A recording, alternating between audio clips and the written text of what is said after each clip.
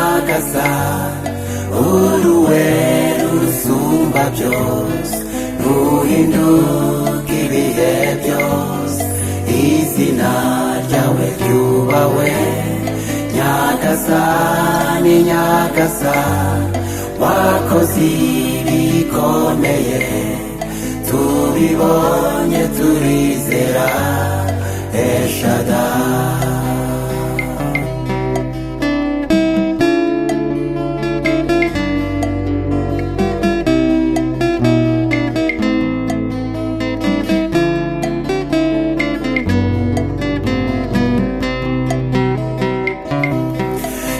Shaddai, Shaddai, Ekamkana Adonai, wakijisha Bisirayeli, ingabo za Farao, ukora inzira mu mazi.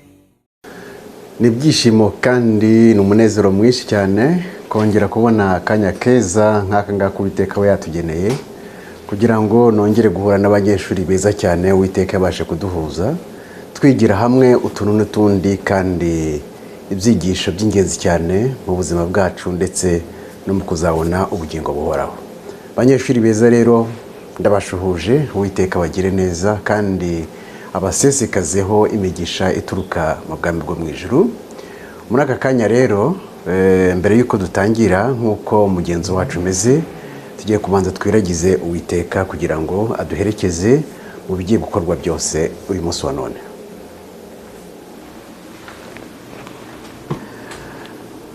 Data wa twese uri mu ijuru, byiringiro byacu, muremyi wacu, gakiza kacu, tuje imbere tugushimira ukuntu bana natwe ko bukeye nuko bwije. Tuje imbere tugushimira urukundo rehebuje udukunda nyagasani twebwe abana bawe. Izina ryawe rabicyubahiro. Muri umwanya mwiza w'igitangaza wongeye kuduha, turakuraritse ngo zubane natwe duherekeze muri byose kandi ufungura amaso y'ubwenge kugira ngo turusheho gusobanukirwa n'ubushake bwawe bwose. Mu izina rya Yesu Kristo, amen. Banyeshuri beza rero ndanezerewe cyane. Hari hashize icyumweru cyose tutabonana kubera impamvu zitandukanye nakunze kugenda mbabwira inshuro nyinshi, ariko mu gihe gikwiriye Uwiteka bishatse turongera tugahura tugakomeza gahunda yo gusobanukirwa n'ijambo ry'Uwiteka. Uyu munsi rero, uyu munsi wa none umutwe w'icyigisho uravuga ngo ukuri guhishwa n'impamvu ibitera. Ukuri guhishwa n'impamvu ibitera. Uyu nguyu ni wo mutwe w'icyigisho cyacu cy'umunsi wa none. Nk'uko ubushize nabibabwiye, muri iki kirere hari ibinyabubasha bibiri. Hari umuremyi waremye ibintu byose, akaba n'umumarayika wigometse ari we Satani. Ibi binyabubasha bibiri rero nibyo biteza ikibazo cyane mu isanzure, ariko hano iyo mvuga ikibazo, hano umunyabibazo ni Satani. Kuvuga ngo Satani wigometse niwe utera ibibazo muri lisanzure. Umuremyi avuga ibi, Satani akazana ibindi. Umuremyi akavuga ibi, Satani akazana ibindi. Kandi ibinyamo byose bizanwa na Satani usanga abantu ari byo bakira vuba cyane ukuri k'Uwiteka bakabijugunya mu kimutera. Niyo mpamvu nkomeza kubwira cyane cyane by'umwihariko abantu ubona biga bakiga mu mashuri bakaminuza, usanga icyerekezo cyabo buri gihe ari uguhakana Bibiliya. Birababaza cyane. Bibiliya ni igitabo cyanditswe kiyobowe n'ubushake bw'Uwiteka. Iyo abatuye isi bagihaga agaciro, twarushaho gusobanukirwa ibintu byinshi byatwihishe. Ariko isi yacu niko imeze, usanga buri gihe abantu bakira baha agaciro ijambo ry'Uwiteka ari bake cyane. Isomo ryacu ry'uyu munsi wa none, isomo ry'urufunguzo turisanga muri Zaburi 90 umurongo wa 12. Zaburi 90 umurongo wa 12 hari amagambo agira ati: utwigishe kubara iminsi yacu kugira ngo tugire umutima w'ubwenge. Utwigishe kubara iminsi yacu kugira ngo tugire umutima w'ubwenge. Aya magambo rero reka tuyatekerezeho, reka duhuze ariya magambo avuze ngo twigishe kubara iminsi yacu, twongere tuyahuze na ririya sezerano ngo kugira ngo tugire ubwenge. Kumenya iminsi ukagira ubwenge, ibyo bintu tubihuze. Hari ibintu mu kuri rimwe na rimwe Uwiteka tubwira tukabona ni ibintu bidafite icyerekezo, bidafite sense, ntitubiha agaciro. Reka mbaye nk'urugero, buriya ni ukuvuga ngo Uwiteka akimara kurema Adamu na Eva akabashyira muri Edeni, yabahaye ibyo kurya byose. Burya umuntu wa mbere ntabwo yaryaga ibiryo bituruka ku nyamaswa, yaryaga ibiryo bituruka ku bimera. Noneho muri ibyo bimera hari harimo amatunda, nk'uko ijambo ry'Imana ribitwereka. Uwiteka amweretse amatunda yose yemerewe kurya. Muri ayo matunda hari harimo n'igiti, igiti cy'amatunda cy'ubugingo. Ni ukuvuga ngo iyo baryaga ku matunda y'igiti cy'ubugingo, ayo matunda yabarindaga kurwara kandi akabongerera kurama, ku buryo nta gupfa kwabaga kuri imbere yabo kubera kiriya giti cy'ubugingo. Noneho Imana irongera muri iki gihe mu ngobyi ya Edeni ishyiramo noneho igiti kimenyekanisha icyiza n'ikibi. Icyo giti Uwiteka yarabwiye ngo ntimuzagikoreho. Hano tugomba kujya tumenya impamvu Uwiteka atubwira ati ibi ngibi ubikore, ibi ngibi ntubikore. Ni ukuvuga ngo Uwiteka ikintu akunda, mu cyigisho twize ubushize, umuremyi wacu yaremye umuntu, arema abamarayika, aduha umudendezo. Ni ukuvuga ngo yaturemye ku ishusho ye, ku buryo twitekerereza, turatekereza tugafata ibyemezo, atari utwinjiyemo ngo adutekerereze adufatire ibyemezo. Iyo tumutabaje tuti dutabare birakomeye, aradutabara, ariko yaturemanye umudendezo wo kwihitiramo. Uwiteka yaremye Adamu na Eva nk'uko tumaze kubireba, noneho ibereka imbuto bemerewe kurya, ibyo bari bemerewe kurya byose, ariko ishyiramo igiti kimenyekanisha icyiza n'ikibi. Mu kuri amatunda ya kiriya giti ntago yari mu burozi, nta burozi bwari burimo, ku buryo igihe tubisoma nka kuri ngo tuvuge ngo amatunda ya kiriya giti yarashaririye, yarari mu burozi. Oya, yari amatunda ameze nk'andi matunda yose, yari amatunda aryoshye nk'andi matunda yose. Ikibi ntago cyari kiri mu itunda, ahubwo ikiri cyari kiri mu mutima w'umwana w'umuntu. Ni ukuvuga ngo iyo Adamu atarirya, Uwiteka yari kuba yishimiye, kuko ikizamini yari yahaye Adamu yari kuba agitsinze. Ariko Adamu yaragitsinzwe kuko Imana yaramubujije ngo iki ntuzagikore, Adamu aragikora. Ni ukuvuga ngo ikibazo ntabwo cyari kiri mu matunda, ntabwo ari amatunda yabuzanijwe ariyo yari afite ikibazo, ahubwo ikibazo cyari kiri mu kumvira cyangwa se kutumvira. Murumva ko mukuri ni akantu gatoya gusa, ariko icyo Imana yashakaga ni ukumvira. Nkashaka kubwira rero, nkaboneraho kubwira abantu bose bifuza kubona ubwami bwo mu ijuru, ibanga rikomeye ribitse agakiza kacu, ribitse ubugingo buhoraho, ni ukumvira. Niba hari ikintu Uwiteka ashaka kuva yarema ikintu cyose gifite ubwenge, baba abamarayika, baba abantu, icyo Uwiteka ashaka ni ukumvira. Nk'uko umubyeyi yashimishwa no kubona abana be bamwumvira, ni nako Uwiteka ashimishwa no kubona tumwumvira, tukamugirira icyizere. Hano rero tugaruka kuri iri somo ryacu, ni ukuvuga ngo utwigishe kubara iminsi kugira ngo tugire umutima w'ubwenge. Utwigishe kubara iminsi kugira ngo tugire umutima w'ubwenge.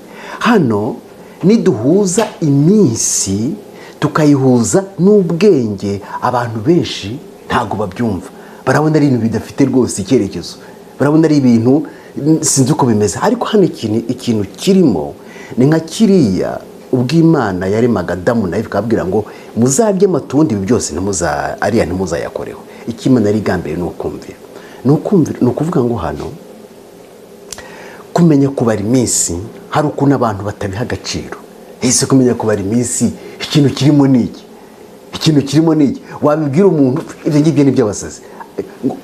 Utwigishe kubara iminsi, noneho ingaruka yo kubara iminsi izadutera kumenya iki? Ubwenge. Iki cyigisho rero cy'umunsi wa none ndifuza ngo abantu bose mujye kugikurikira mu gihe agaciro, kuko ni icyigisho gikomeye cyane. Kutamenya kubara iminsi, kutamenya imbago z'iminsi ni akaga gakomeye cyane, ku buryo bishobora kuzabuza benshi ubwami bwo mu ijuru. Ikindi kandi ndarikira abantu kujya babitekerezaho, cyane abantu bifuza kujya mu bwami bwo mu ijuru. Icya mbere, Uwiteka ntabwo abera. Ni ukuvuga ngo imirimo y'Uwiteka igihe cyose irangwa n'ubutabera. Ntabwo abogamira ku bantu runaka ngo abandi runaka abareke. Twese adufata kimwe. Uko twaba kuva kuri Adamu kugeza uyu munsi wa none, abantu adufata kimwe. Ikintu ushaka kubwira abantu bifuza ubwami bwo mu ijuru, mujye mutekereza muti ko mu gihe cya Nowa, isi ya Nowa yari ituwe n'abantu barenga za miliyari, hakarokoka abantu 8.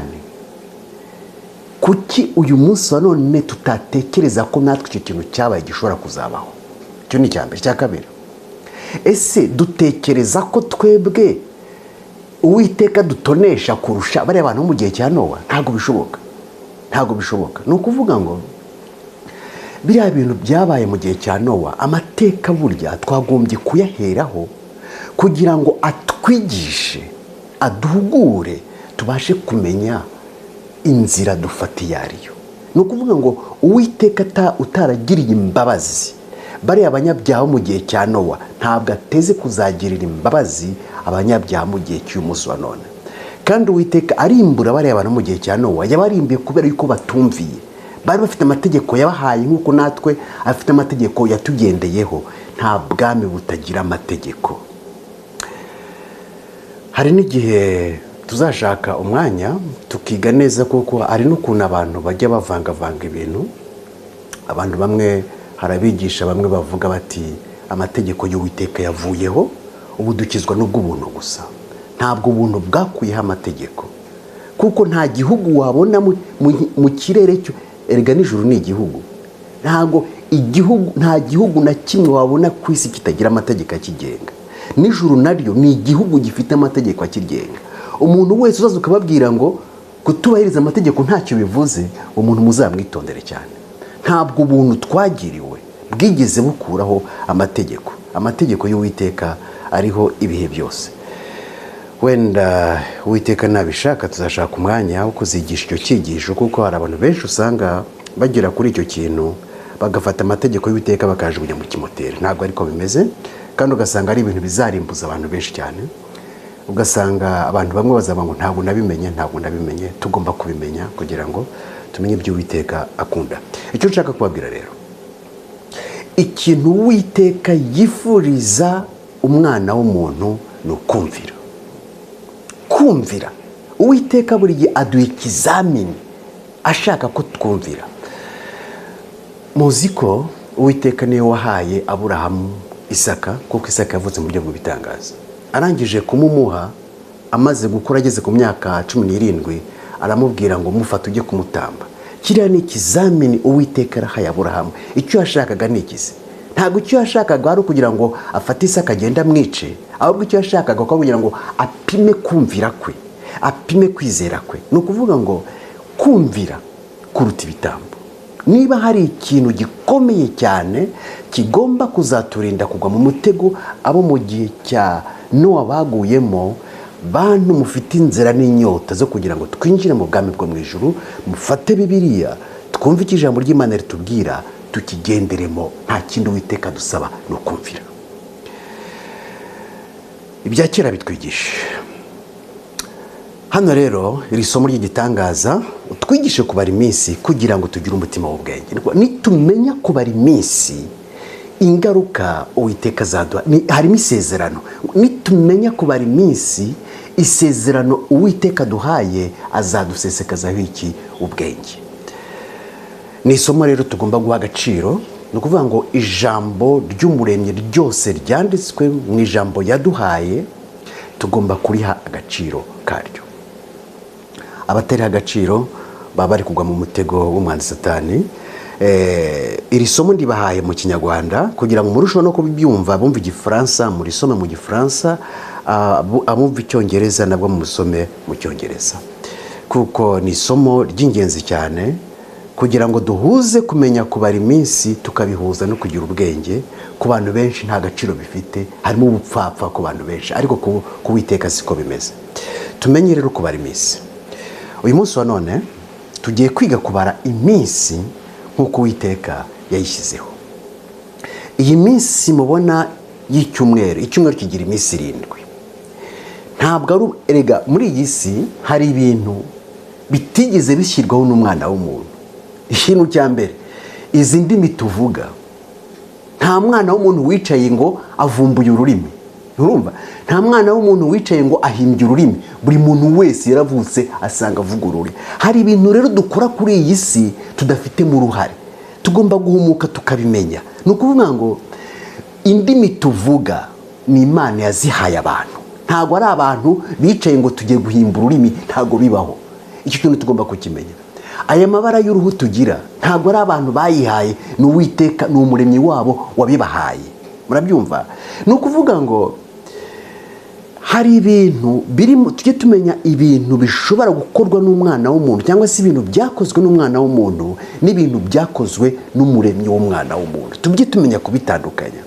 Noneho rero ibintu byakozwe n'Uwiteka tujye twitondera kubihindura, kuko kubihindura ni ugusuzugura umuremyi, ni ukwica amategeko y'umuremyi, ni ukumusuzugura. Tuba turi kwikurura akaga gakomeye cyane.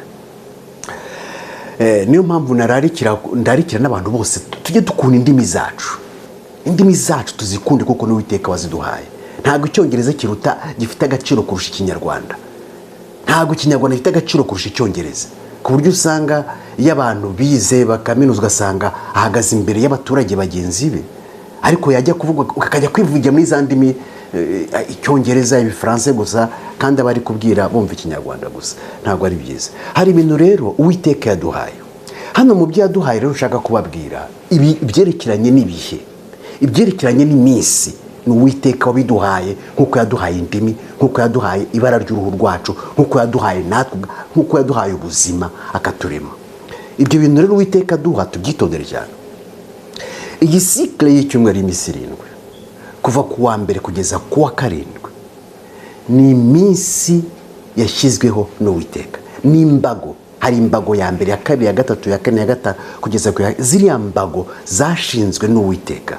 Mu kanya turaza kureba ni ryari yazishizeho. Izo mbago rero ntabwo ari umwana w'umuntu wazishizeho. Umunsi wa mbere, umunsi wa kabiri, kandi umunsi wose utandukanye n'undi munsi. Ni ukuvuga ngo hari ibintu Satani adashaka ko tumenya, akabipfobya, akabitesha agaciro. Ubyumvishe wese akavuga ngo bimaze iki, ngo iminsi yose irasa. Ntabwo iminsi yose isa, kuko uwayishyizeho yagiye ayitandukanye, n'ibyayikorewemo biza bitandukanye.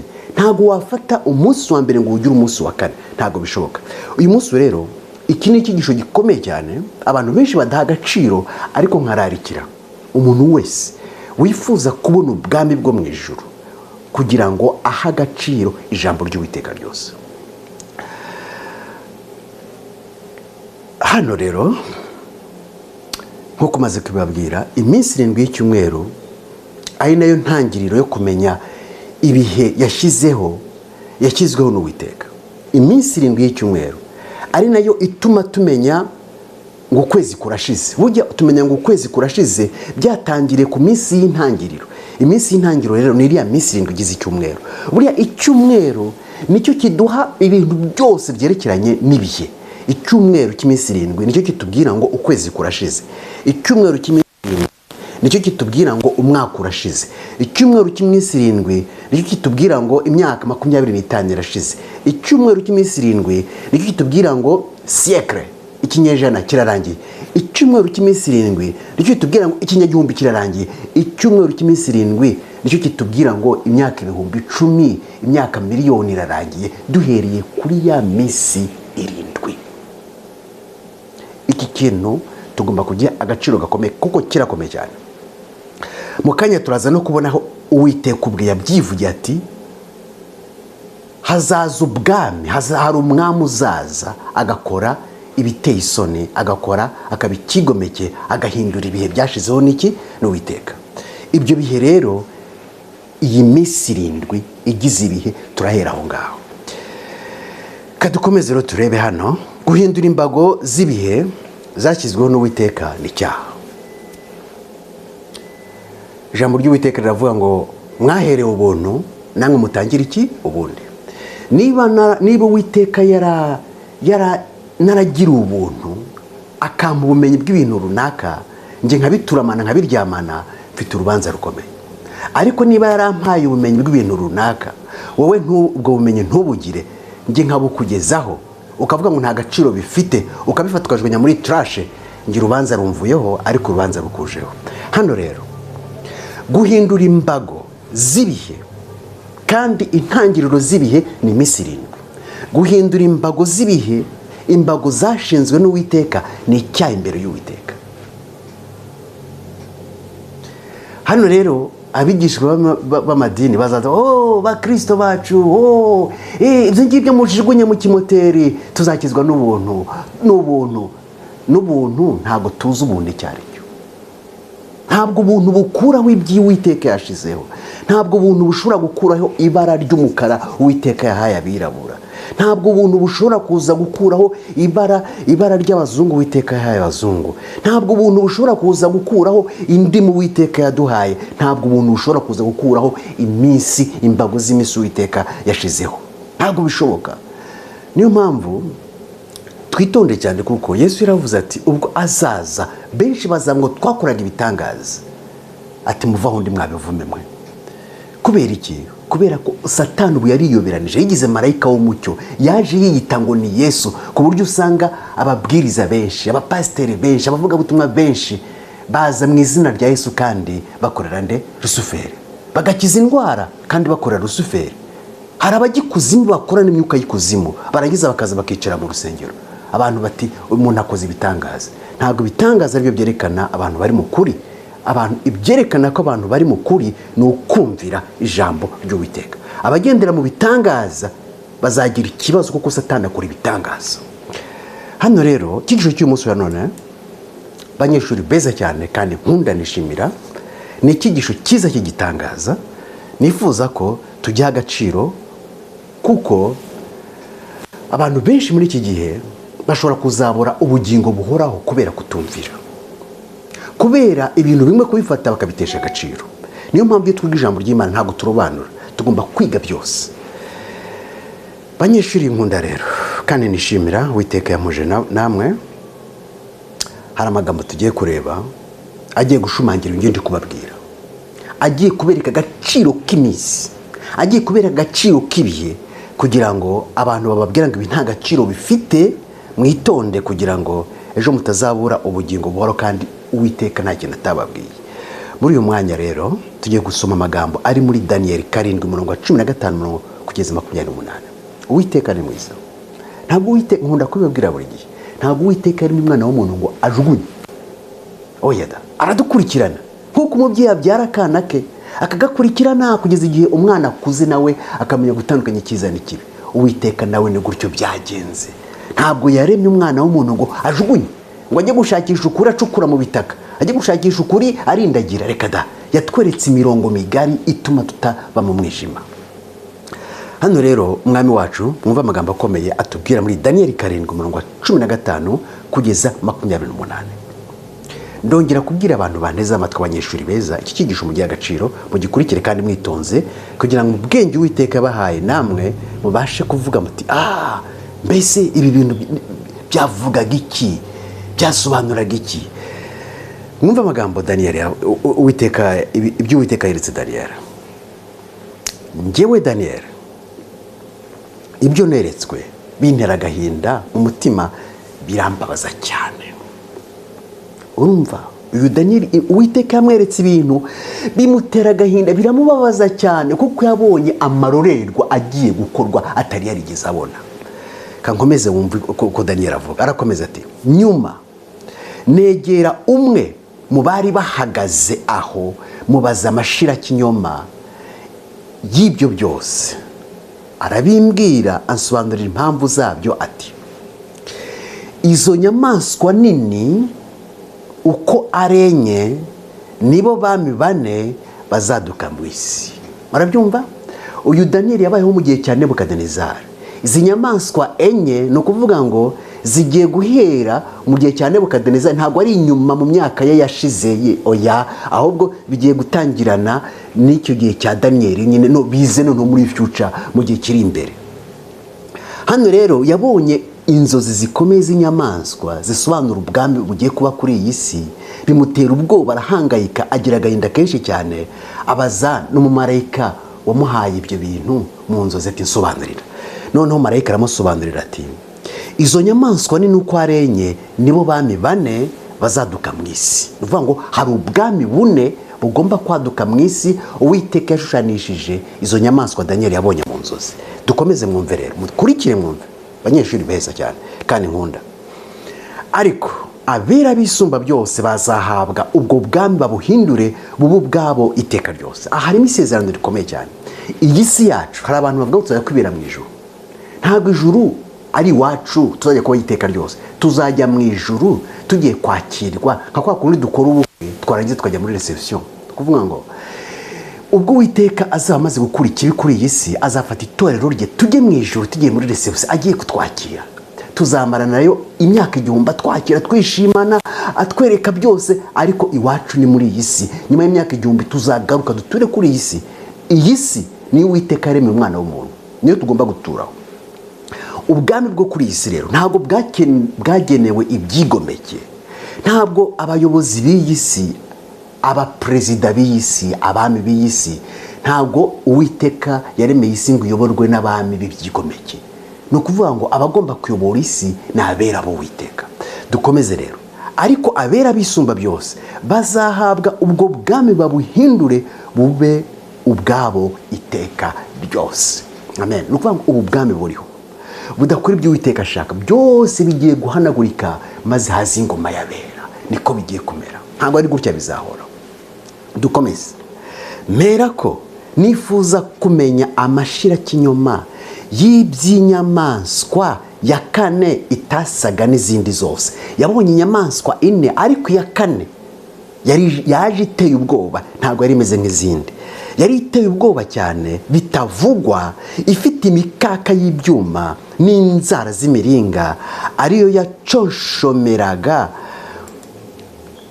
yaconshomeraga ibintu ikabimenagura, ibisigaye ikabisiribanga.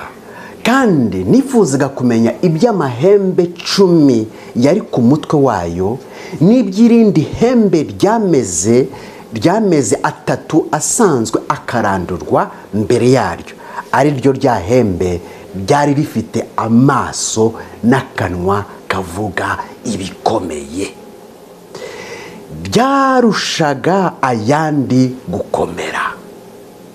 Maze mbona iryo hembe rirwanya bera ryenda kubanesha, kugezaho umukuru nyiribihe byose yaziye agatsindishiriza bera bisumba byose.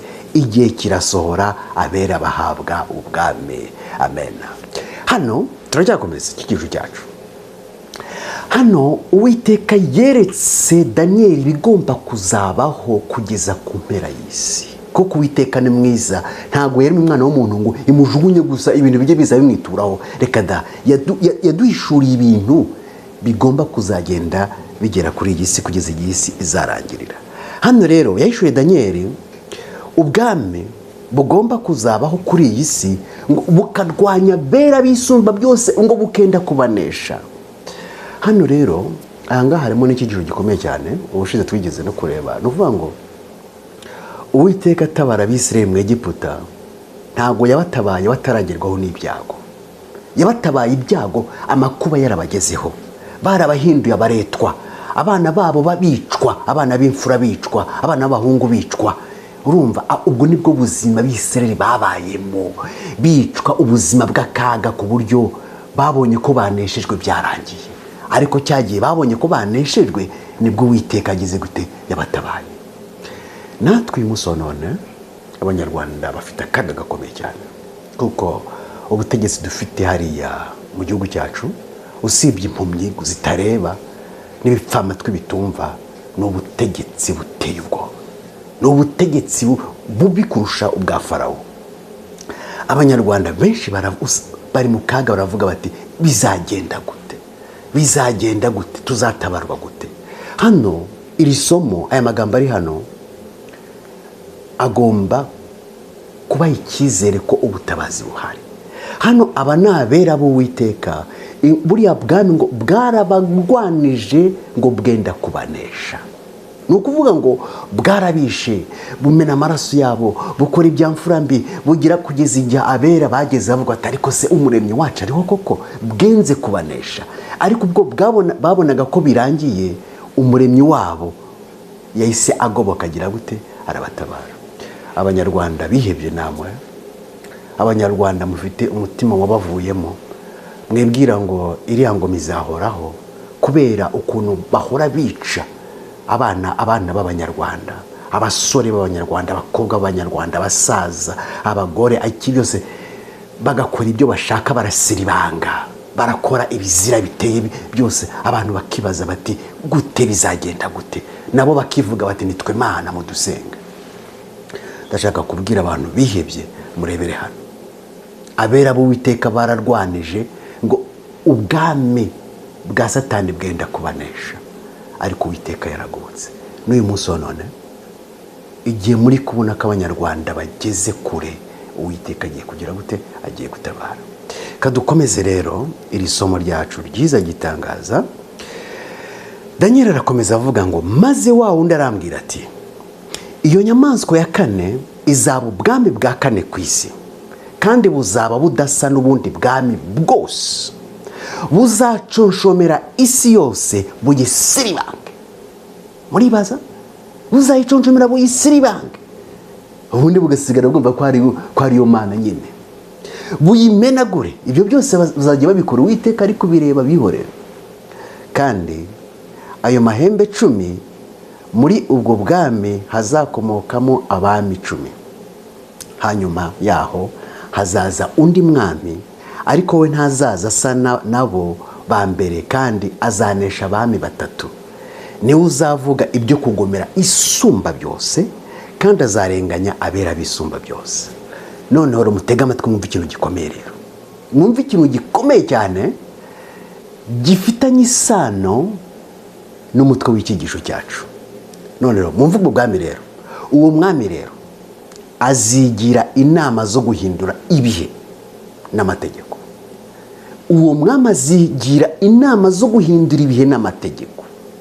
Niyo mpamvu ikigisho cy'uyu munsi ngira abanyeshuri banjye beza, mwitonde. Ibyo twe tudaha agaciro, Uwiteka bihaye agaciro kera cyane, hashize imyaka irenga igera ku 3,000 imaze kwerekana ubwami buzaza, umwami uzaza agahindura imbago z'iminsi Uwiteka yashizeho. Niyo mpamvu rero nka ririya somo rivuga ngo nitumenya kubara iminsi, isezerano Uwiteka dusezerana ngo azaduha iki, azaduha ubwenge. Aya magambo nayo aravuga ati azigira inama zo guhindura ibihe n'amategeko. Murabyumva? Abantu rero bafata imbago z'iminsi bakazihindura, ni icyaha imbere y'Uwiteka. Abantu bahindura amategeko ni icyaha imbere y'Uwiteka. Hano rero dukomeze twumva amagambo akomeye cyane. Hari ikintu ubona abantu bashaka Imana cyane muri iyi si y'Abakristo, le monde des chrétiens, usanga iyo dusoma Bibiliya cyangwa se twigisha Bibiliya, hari ibintu bimwe bituryohera, tuvuga ngo ye komerezaho, komerezaho, ibyo nibyo dushaka. None hari ibindi none byaza bikabarya, ibyo ngibyo ntitubishaka, ibyo byararangiye, ntabwo ariko bigomba kumera. Ni ukuvuga ngo Bibiliya, ijambo ry'Imana, tugomba kuyigana ubwenge bukomeye cyane kandi n'umutima wo kumvira, kugira ngo tumenye icyo Uwiteka turarikira ku. Nk'aya magambo ndararikira Abakristo bo mu madini atandukanye, muzabwira abayobozi b'abanyamadini babasobanurire ubu butumwa bw'igitangaza bw'ibigomba kuba kugeza ku mpera y'isi Uwiteka yeretse nde, yahishuriye nde, Daniel. Babasobanurire ibihe bizahindurwa n'ibihe, amategeko azahindurwa n'ayahe. Muzabaze abayobozi b'amadini yanyu ibyo bihe n'ibihe, babibasobanurire. Ariko umunsi wa none uko Uwiteka yabishatse, ndaza kubereka ibihe ukuntu bigenda bihindurwa. Hano rero ngo azigira inama zo guhindura ibihe n'amategeko, kandi bizarekerwa mu maboko ye kugeza aho igihe n'ibihe n'igice cy'igihe bizagira gute bizashirira. Hanyuma urubanza ruzashingwa. Murabyumva? Urubanza ruzashingwa. Uwo muntu warenganije abera b'Uwiteka, uwo muntu wihaye kurandura imbago z'Uwiteka zerekeranye n'igihe, kandi twabonye ko imbago zibanze Uwiteka yashizeho z'ibihe ni iminsi 7 y'icyumweru. Noneho yihaye kurenganya abera Uwiteka, yiha kurandura imbago z'ibihe, yiha guhindura amategeko y'Uwiteka. Abantu bashaka ubwami bwo mu ijuru tugomba kwiga tugacengera ibyo bintu tukabisobanukirwa, tugahagarika kugendera mu kigare. Dukomeze twumve rero ngo hanyuma urubanza ruzashingwa, bazamunyaga ubutware ngo babumumareho burimburwe kugeza kumeruka. Aya niyo maherezo rero y'ubu bwami bwakoze ibizira, bukarenganya abera Uwiteka, bukamena amaraso yabo, abera bakabona ko baneshejwe, ariko Uwiteka akabagoboka. Ubu bwami bukagezaho burandura imbago z'ibihe, bakageza ubwo buhindura amategeko. Ibi tugomba kubimenya, abantu bashaka ubwami bwo mu ijuru, kugira ngo tumenye inzira y'ukuri n'igihe. Maze ubwami n'ubutware n'icyubahiro cy'ubwami bwose buri munsi y'ijuru bizahabwa ubwoko bw'abera bisumba byose. Aya ni amagambo y'ibyiringiro. Iyi si izaturwa n'abera gusa, ntabwo izaturwa n'ibyigomeke. Igihe cy'ibyigomeke kigiye kurangira, izayoborwa n'abera b'Uwiteka. Ubwami bwayo ni ubwami buzahoraho iteka, kandi ubutware bwose buzajya buyikorera buyumvire. Murumva rya jambo rikomeye nababwiye, kumvira. Kumvira ni ukuvuga ngo muri ibihe turimo Uwiteka yashize imbere y'umwana w'umuntu ikizamini buri wese agomba gukora. Nugitsinda ijuru ni ryawe, nugitsindwa umuriro ni uwawe. Icyo kizamini nta kindi, ni ikizamini cyo kumvira. Kumvira, kumvira. Niyo mpamvu Uwiteka yaduhaye amategeko. Niyo mpamvu iyi si ibihugu byose bifite amategeko, Uwiteka nawe afite amategeko. Ubwo buntu twagiriwe bwo kwinjira mu bwami bw'Uwiteka ntabwo bukuraho amategeko. Uwica amategeko, bwa buntu twagiriwe ntacyo buzamumarira. Ubuntu ntabwo bwigeze bukuraho amategeko. Uwiteka ashaka abantu bamwumvira. Dukomeze twumve ayo magambo agarukiye aha. Ariko njyewe ubwanjye Daniel, ibyo natekereje bimpagarika umutima cyane, bituma mu maso yanjye hahinduka ukundi, ariko mbika iryo jambo mu mutima wanjye. Aya ni amagambo meza cyane y'igitangaza tumaze kubona, y'ibyo Daniel yabashe kubona, kandi bigomba kureba abatuye isi yose kugeza igihe isi izarangira.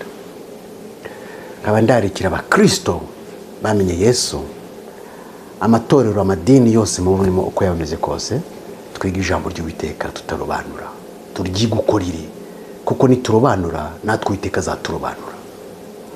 Iki cyigisho rero cyerekeranye na kalendari ni byiza kugira agaciro. Ibintu byose byashyizweho n'Uhoraho tugomba kubiha agaciro. Iyo Uwiteka ashyizeho gahunda, ntabwo umwana w'umuntu yemerewe kuyihindura, ntibishoboka. Nk'uko tudahindura Ikinyarwanda, nk'uko tudahindura uruhu rwacu, izo gahunda Uwiteka yaduhaye ntabwo twemerewe kuzihindura. Iyo Uwiteka yashinze imbago, ntabwo umwana w'umuntu yemerewe kuzirandura. Zimwe muri kalendari zikoreshwa ku isi, hari kalendari zihuye na kalendari twahawe n'Uwiteka. Iyo ndi kuvuga kalendari hano ni ukuvuga ngo ni iriya ngengabihe y'iminsi 7 y'icyumweru, ari nayo fatizo ry'ibihe byose, ari nayo ituma tumenya ku kwezi kurangiye, umwaka urangiye, imyaka 20 irangiye, ikinyejana kirangiye, igihumbi kirangiye, gutyo. Ni ukuvuga ngo hari zimwe muri kalendari dusanga kuri iyi si z'ibihugu runaka tugiye kureba nk'urugero wenda igihugu cy'Amerika, hari zimwe muri kalendari zubahiriza ingengabihe Uwiteka yashizeho. Reka turebe igihugu cy'Amerika. Igihugu cy'Amerika tugiye kureba kalendari yabo uko imeze. Kalendari uko imeze, barabona iyi ni kalendari ya Amerika ya umwaka 2021. Umunsi wa mbere w'icyumweru ni Sunday. Umunsi wa mbere w'icyumweru ni Sunday. Umunsi wa kabiri ni Monday. Umunsi wa gatatu Tuesday. Umunsi wa kane Wednesday. Umunsi wa gatanu Thursday. Umunsi wa gatandatu Friday. Umunsi wa karindwi Saturday.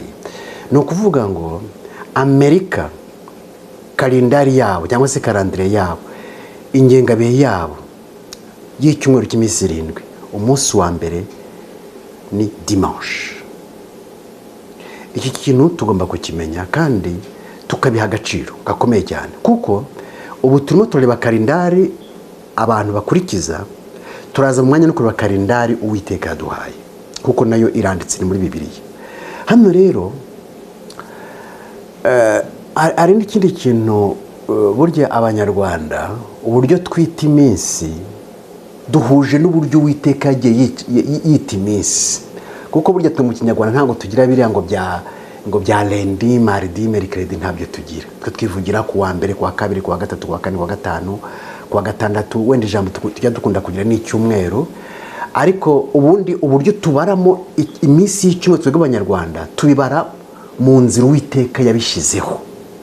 Ako ni akantu navuga dutandukaniyeho wenda n'ibindi bihugu twaba duhurije hamwe, ni byiza cyane. Gusa wenda hari amakosa arimo dufite, ari nayo uyu munsi wa none tugomba kureba uburyo amakosa yakurwaho. Iyi rero ni kalendari y'Abanyamerika. Ni ukuvuga ngo kalendari y'Abanyamerika umunsi wa mbere w'icyumweru ni Sunday, ni dimanche. Kuko nko mu Kinyarwanda, nko mu Banyarwanda, Abanyarwanda bazi ko umunsi wa mbere w'icyumweru kwa lundi, niko babizi.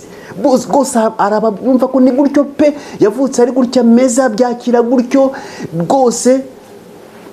Ukiga kaminuza ukagira dogiteri bakubwira bati umunsi wa mbere w'icyumweru n'uwo, akakubwira ati ndilende, bitewe nuko ni ibintu twakoreye bimeze nk'umuco, ariko uwo muco ntabwo ariwo. Niyo mpamvu icyiciro cy'umunsi wa none ni icyiciro gifite agaciro kugira ngo tumenye kubara iminsi, kuko kumenya kubara iminsi neza harimo isezerano ry'ubwenge. Usibye n'ibyo harimo isezerano byo kumvira Uwiteka.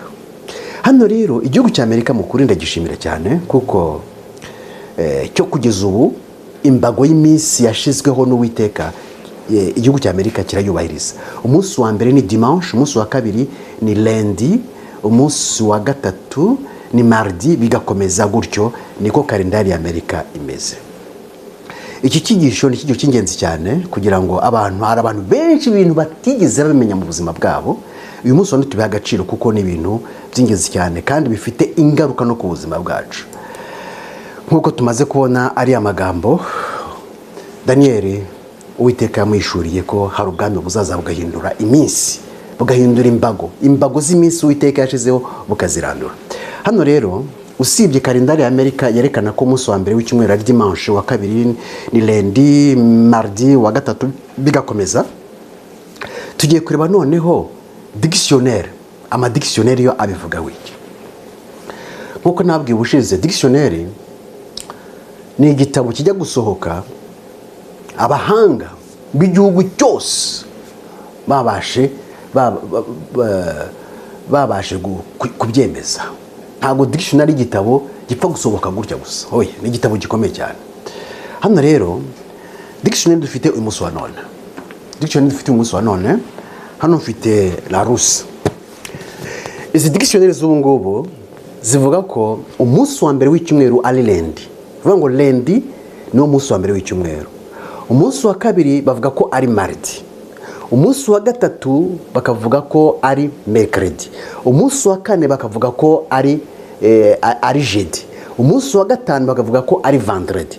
Umunsi wa gatandatu bakavuga ko ari samedi. Umunsi wa karindwi bakavuga ko ari dimanche. Izi dictionnaire ziri gusohoka ubu niko zimeze.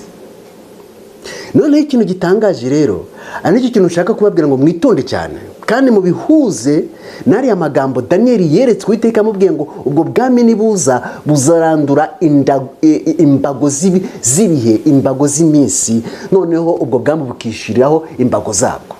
Ni ukuvuga ngo izi dictionnaire dufite uyu munsi wa none umunsi wa mbere w'icyumweru ni lundi. Muri karandira y'abanyamerika umunsi wa mbere w'icyumweru ni dimanche.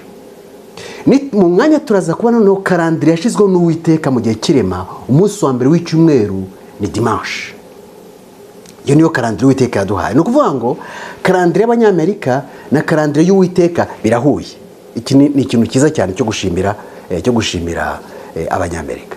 Noneho tugaruke hano rero, dictionary noneho rero ziri kugenda zihindagurika. Izi dictionary ziri gusohoka ubu ngubu ziri kuvuga ngo umunsi wa mbere w'icyumweru ni lundi. Ntabwo ariko bimeze.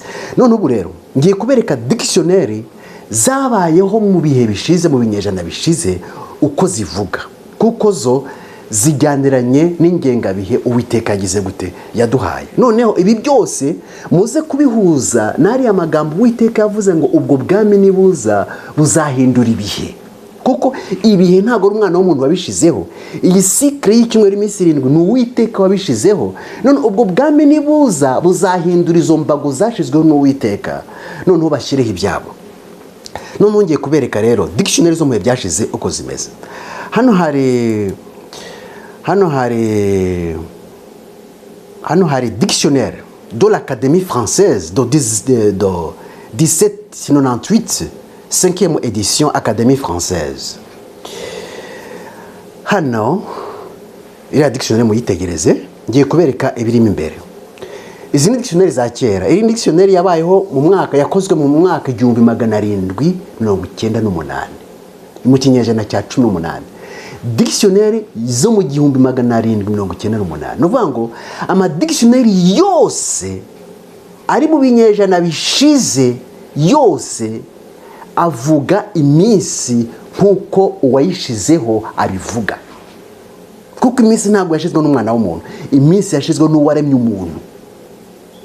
Turaza kubigarukaho mu kanya. None ubu rero impamvu ndi kubibwira ngo twitonde, hari abantu benshi bagendera mu bintu bo bakibwira ko bari mu kuri, ko bari mu nzira y'ukuri kandi bari mu mwijima. Murabyumva? Niyo mpamvu nanjye mbabwira ngo nimba nagiriwe ubuntu bwo kumenya ibintu nkabyicarana, urubanza rundiho. Niyo mpamvu Uwiteka yabwiye Ezekiel ati mwana w'umuntu, nubona umwana w'umuntu azapfa kubera iki kintu runaka, ntumubwire, amaraso uzayabazwa.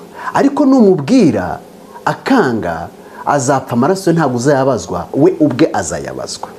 Ariko ashobora no kwakira uwo mucyo ntazapfe. Hano rero twitonde cyane. Izi dictionary zose ziri gusohoka muri ibi bihe bya none zinyuranije n'imbago z'iminsi Uwiteka yashizeho.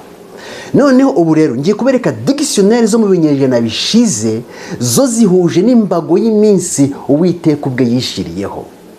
Noneho reka mbereke izi dictionary zo mu kinyejana cya 18 icyo bivuga.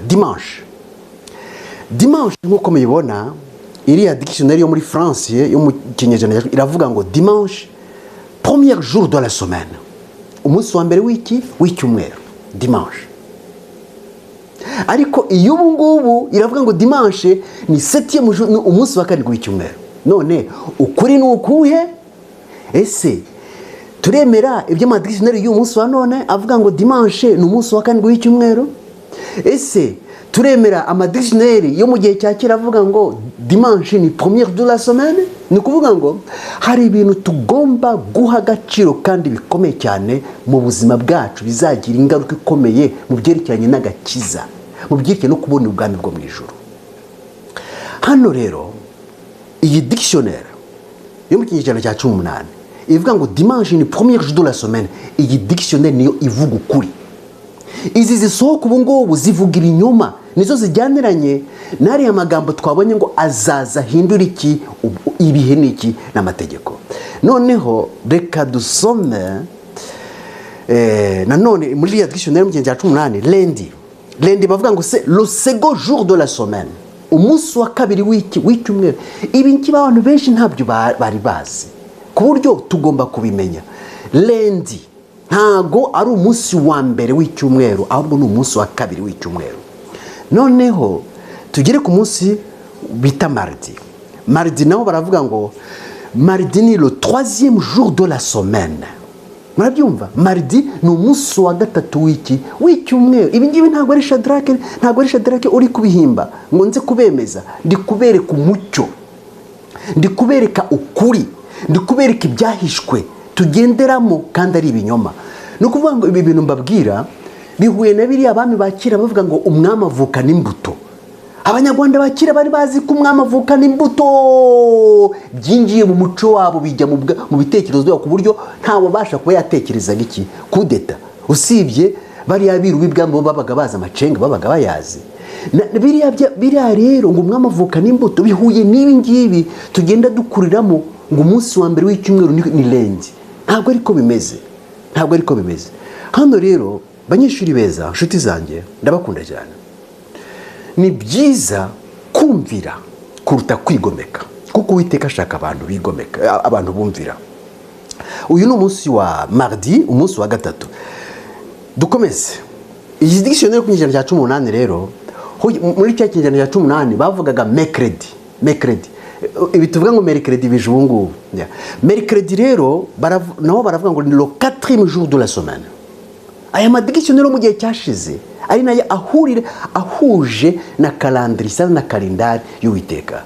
ni ukuvuga ngo mercredi ni le 4e jour de la semaine, umunsi wa kane w'icyumweru. kadukomeze tumve hano.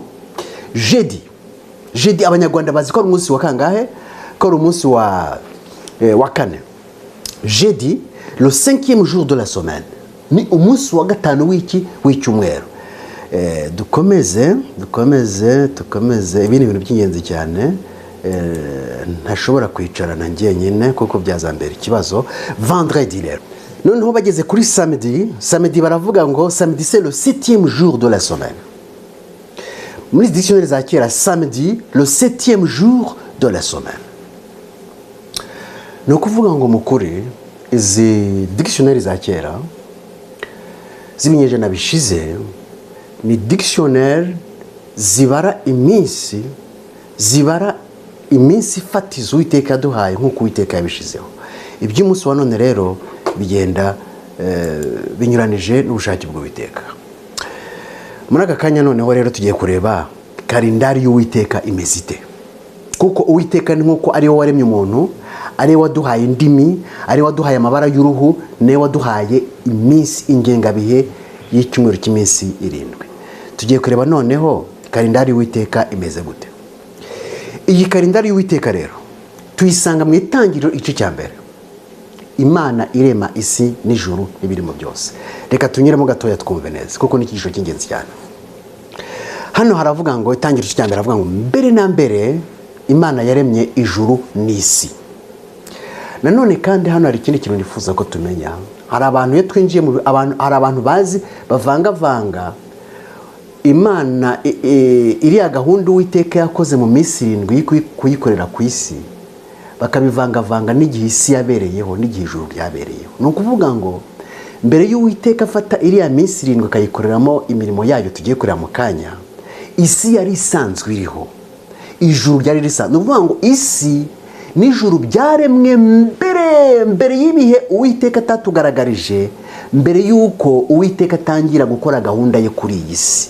isi n'ijuru byabayeho kera cyane, mbere y'uko ibindi byose Uwiteka atangira kubishyira kuri iyi si turiho. ntitukwitiranye rero ngo ijuru n'isi ngo Uwiteka biremye mu minsi 7. ntabwo ariko bimeze. uvuga ngo isi n'ijuru byaremwe mbere cyane. muri ya minsi 7 tugiye kureba mu kanya, Uwiteka nibwo yatangiye gutunganya isi. hano rero mbere na mbere Imana yaremye ijuru n'isi. isi yari itagira ishusho, yariho ubusa, umwijima wari hejuru y'umuhengeri, maze umwuka w'Imana yagendagendaga hejuru y'amazi. Imana iravuga iti habeho umucyo ubaho. Imana ibona umucyo ko ari mwiza. Imana itandukanya umucyo n'umwijima. Imana yita umucyo amanywa, umwijima iwita ijoro.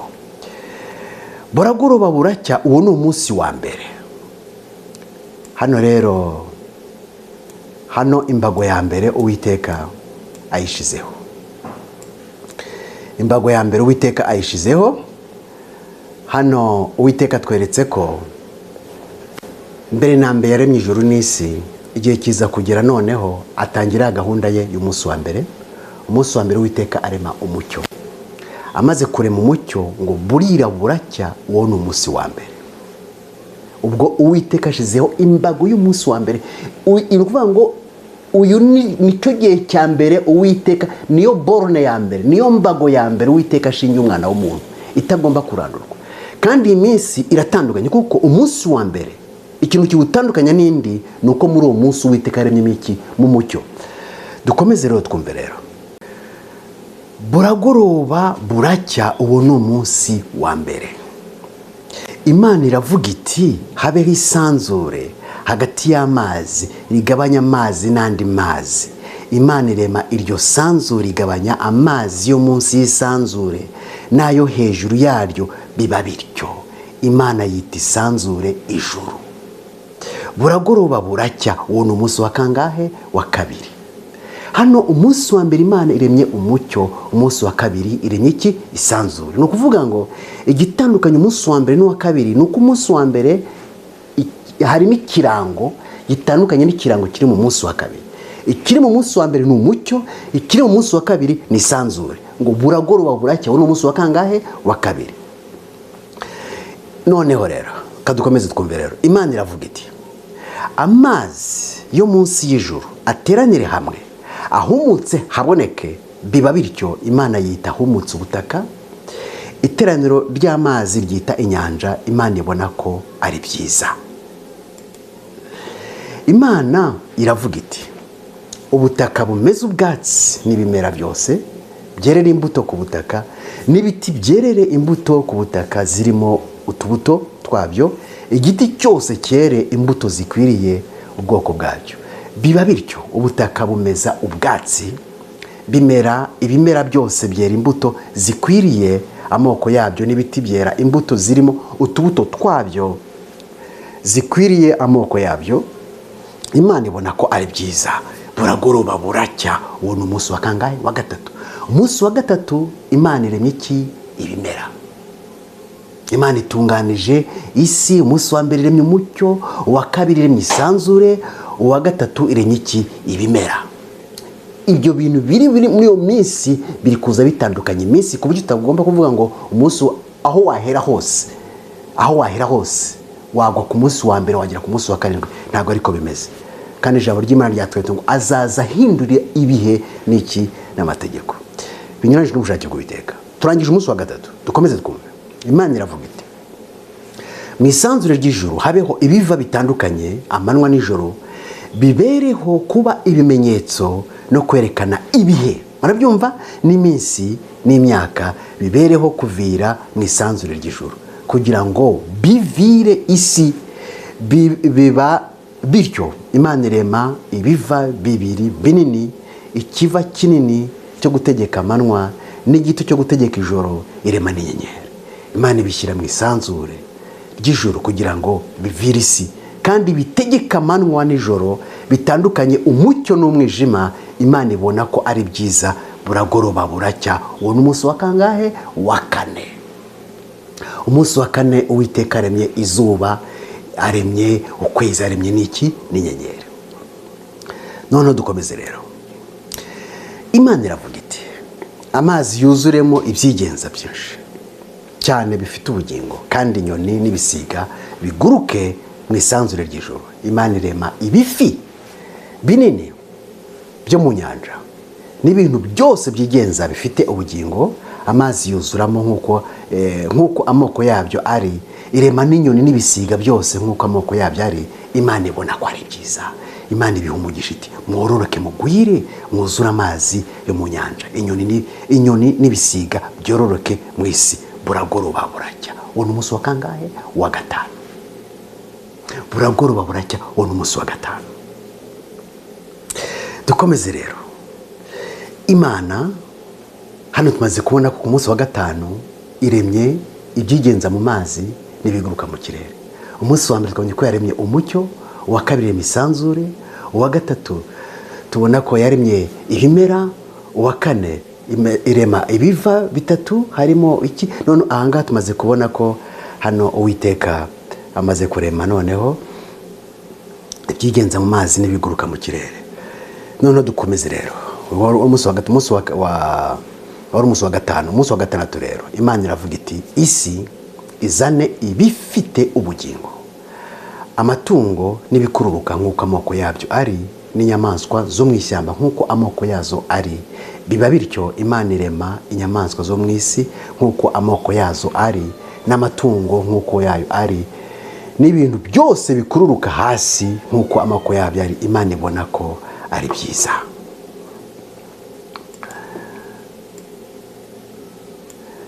Imana iravuga iti tureme umuntu agira ishusho yacu ase natwe, batware amafi yo mu nyanja n'inyoni n'ibisiga byo mu kirere n'amatungo n'isi yose n'ikiguruka hasi yose. Imana irema umuntu ngo agire ishusho yayo, afite ishusho y'Imana niko yamuremye, umugabo n'umugore niko yabaremye.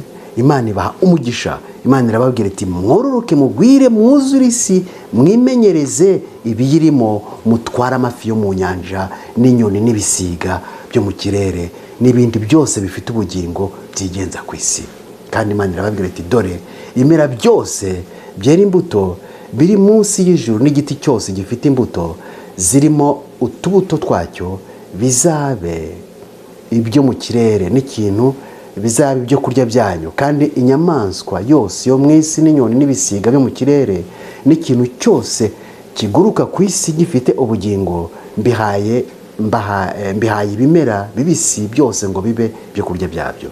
Biba bityo Imana ireba ibyo yaremye byose nuko ko ari byiza cyane. Baragoroba buracyo n'umunsi wa kangahe? Wa gatandatu. Noneho umunsi ukurikiyeho, umunsi wa karindwi, ijambo ry'Imana uwo munsi Uwiteka araruhuka. Uwiteka araweza awuha umugisha nk'uko mubibona imbere yanyu. Hano rero banyeshuri beza cyane, nk'uko tumaze kubibona kalendari y'Uwiteka niko imeze. Ku wa mbere ari twita dimanche, Uwiteka aremye umucyo. Ku wa kabiri ari twita lundi ari isanzure. Ku wa gatatu ari twita mardi arema ibimera. Ku wa kane ari twita mercredi arema ibiva bitatu. Ku wa gatanu ari twita jeudi arema ibiguruka n'ibyigenza biba mu mazi. Ku wa gatanu ari twita vendredi arema umuntu n'ibyigenza byose ku butaka. Ku wa karindwi ari twita samedi Imana iraruhuka, iwuha umugisha, iraweza. Banyeshuri beza kandi nishimira cyane, banyeshuri nkunda, muri uyu munsi Uwiteka yifuje kuduhumura kugira ngo tumenye ibyo tudaha agaciro ku Uwiteka biha agaciro. Umugaragu w'Uwiteka Daniel, Uwiteka yamweretse ko hari ubwami buzaza bugahindura imbago, bukarandura imbago. Tumaze kubona ko imbago z'iminsi Uwiteka yashizeho, umunsi wa mbere w'icyumweru ni dimanche. Ubwo Yesu yapfuye vendredi ariko wa gatanu, bucya yapfuye vendredi ariko wa gatandatu, je m'excuse mumbabarire.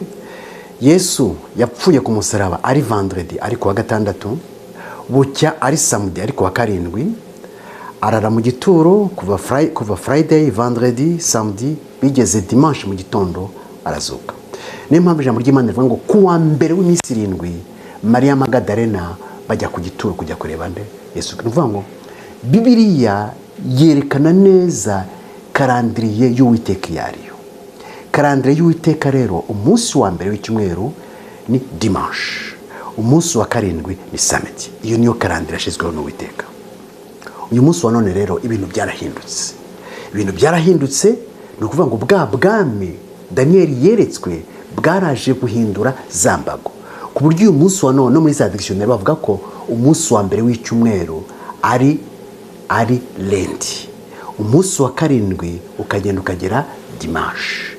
Noneho n'ijambo ry'Imana ibyo rivuga byose byerekeranye n'iyo minsi kigomba gukorwa muri buri munsi wose Uwiteka arakiduhaye.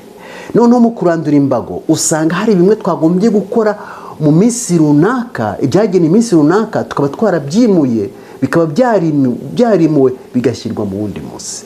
Ibyo rero ni ugusuzugura Uwiteka. Ndararikira abanyeshuri beza, mwongere mugende musomere amagambo muri Daniel twamaze kurebera hamwe, agaragaza ubwami bugomba kuza. Ubwo bwami bukarenganya abera Uwiteka, ubwo bwami bugahindura ibihe n'amategeko. Mugomba kumenya ibyo bihe ni ibihe, kuko guhindura ibihe n'amategeko ni icyaha imbere y'Uwiteka. Ababikoze, ubwo bwami bwabikoze, n'abagomba gukurikiza ibyo bushyizeho bazabagwa mu mutego w'umwanzi. Tugomba kubyiga tukabimenya. Uwiteka abagire neza kandi abane natwe, atwigishe kubara iminsi nk'uko twabibonye mu isomo ry'urufunguzo, ngo utwigishe kubara iminsi kugira ngo udusesekazeho umutima w'ubwenge. Uwiteka abagire neza, Uwiteka abane namwe, Uwiteka abarinde gusuzugura ijambo ryose ryanditswe muri Bibiliya, kugira ngo iri jambo twize uyu munsi wa none muri agaciro karyo, kandi ntidukurikize ibyo abantu batubwira binyuranije na Bibiliya, ahubwo dukurikize ibyo Uwiteka atubwira bihuje n'ubushake bw'Uwiteka. Uwiteka abagirire neza.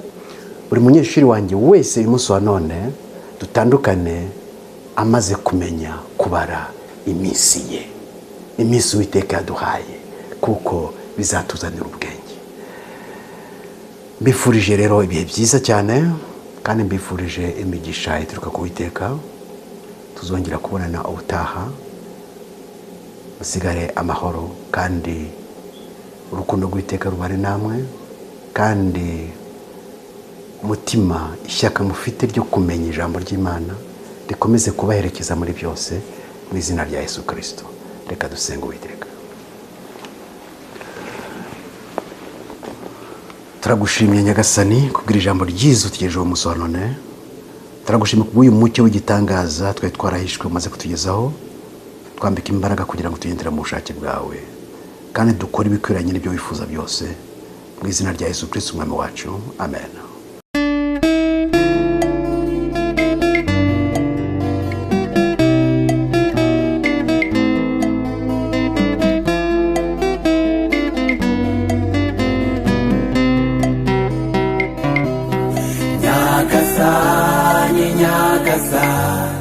Uruwe rusumba byose, ruhinduka ibihe byose, izina ryawe ryubawe.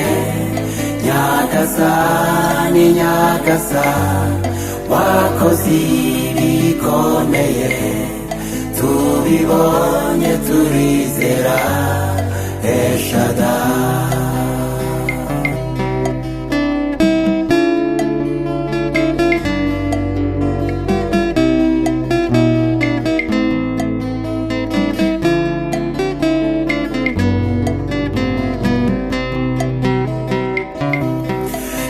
Shaddai, El Shaddai, Ekamkana Adonai, wakijisha Abisirayeli ingabo za Farao, ukora inzira mu mazi, baherako barambuka.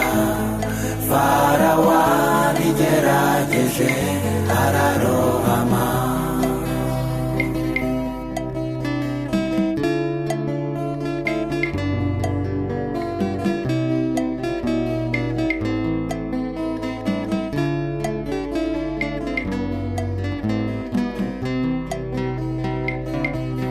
Nyagasani.